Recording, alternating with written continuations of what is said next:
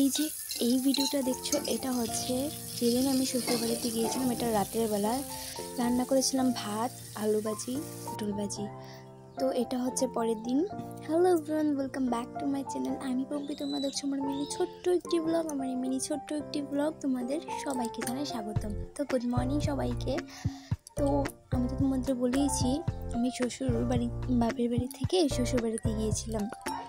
এখন ঘুম থেকে উঠে আমার বাচ্চা এখনও ঘুমাচ্ছে, তো ভাবলাম ও যতক্ষণ না ঘুমোচ্ছে ততক্ষণ আমি বাড়ির কাজগুলো সেরে নিই। বাপের বাড়িতে তো অনেক আরাম করে থেকেছি, শ্বশুর বাড়িতে এসে তো কিছু না কিছু করতেই হবে, তাই না বলো? তো প্রথমে বাচ্চার কিছু কাপড় চোপড় ছিল, সেইগুলো ধুয়ে আমি রোদে শুকোতে দিয়েছি। আর এখন হচ্ছে বিছানাটা পাচ্ছি আর কি। এখানে আগে একটা আকাশি রঙের বেডশিট ছিল, এটাকে চেঞ্জ করে এখন এই যে আমি নিউ একটা বেডশিট নিয়েছি। হাজব্যান্ডকে বলেছিলাম ওই যে বেডশিটটা, এটা নয় মনে হয় প্লাস্টিকের বা কটনের এমন কিছু একটা কাপড়ে ছিল। মানে বিছানাতে যখন ঘুমাতে যাই, যখন বিছানাটা চাদরটা আর কি গায়ে লাগে প্রচণ্ড গরম লাগে, জানি না কেন এত গরম লাগে, পিছলা টাইপের আর কি। তো হাজব্যান্ডকে বলাই বেড কভারটা দিয়েছে। তারপর এটা পেতে নিয়েছি, ওই পুরোনো বেডশিটটা তুলে আর দিয়েছি দুটো বালিশ কভার। বলেছিলাম বালিশ কভারগুলো সেম, যেহেতু বিছানার চাদর দিয়েছো বালিশ কভারগুলো কেন পুরনো থাকবে, বালিশ কভারও দিয়ে দাও।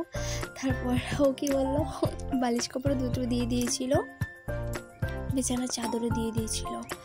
এই যে এখন আমি বিছানাটাকে ভালো করে গুছিয়ে নিয়েছি।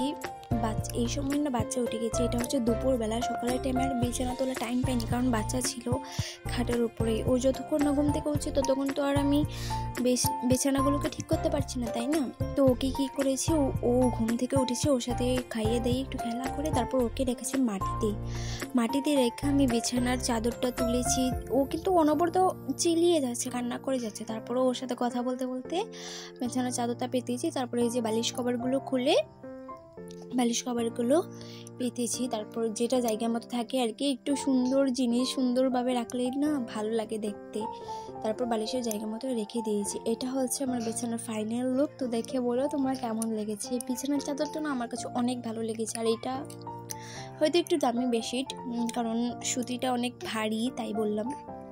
তারপরে এই যে রোজকার মতন একটা তক্তা ছিল ছোট, এইটাতে আমার যাবতীয় জিনিস, মানে আমার বলবো না, আমার বাচ্চার, আমার বলতে এখানে শুধু 3টে জিনিস আছে, 4টে। এই যে ফুটার কোটাটা দেখছো এইটা, পন্ডস ক্রিমটা, আর ওই যে গ্রিন কালার একটা বোতল দেখছো এটা, আর পার্পল কালার যে বোতল দেখছো এটা। পার্পল কালারটা হচ্ছে গায়ের শ্যাম্পু, আর গ্রিন কালারটা হচ্ছে ফেস ওয়াশ। তারপর তক্তাটাকে সাজিয়ে নিয়েছি। এখন বাইরে ওই তোমাদেরকে প্রথম যেহেতু দেখালাম কাপড়গুলো রোদে দিয়েছিলাম, এগুলো শুকিয়ে গেছে। এখন এগুলোকে বাইরে থেকে ঘরের ভেতরে আনলাম আর কি। তো বিছানাটা তো উলট পালট হয়ে থাকবে, দেখতে ভালো লাগবে না, তাই ভাবলাম বসেই তো আছি, কি আর করবো, বিছানা কাপড়গুলোকে সবগুলোকে ভাঁজ করে নিই। এইকার সময়ে বাচ্চা ছিল আমার মায়ের কোলে। তারপর বাড়িতে জাম্বুরা গাছ আছে, জাম্বুরা কেটে এটাকে মাখিয়ে নুন হলুদ লবণ দিয়ে মাখিয়ে সবাইকে দিয়েছি। আমি খাইনি, কারণ আমার জাম্বুরা এতটা প্রিয় না।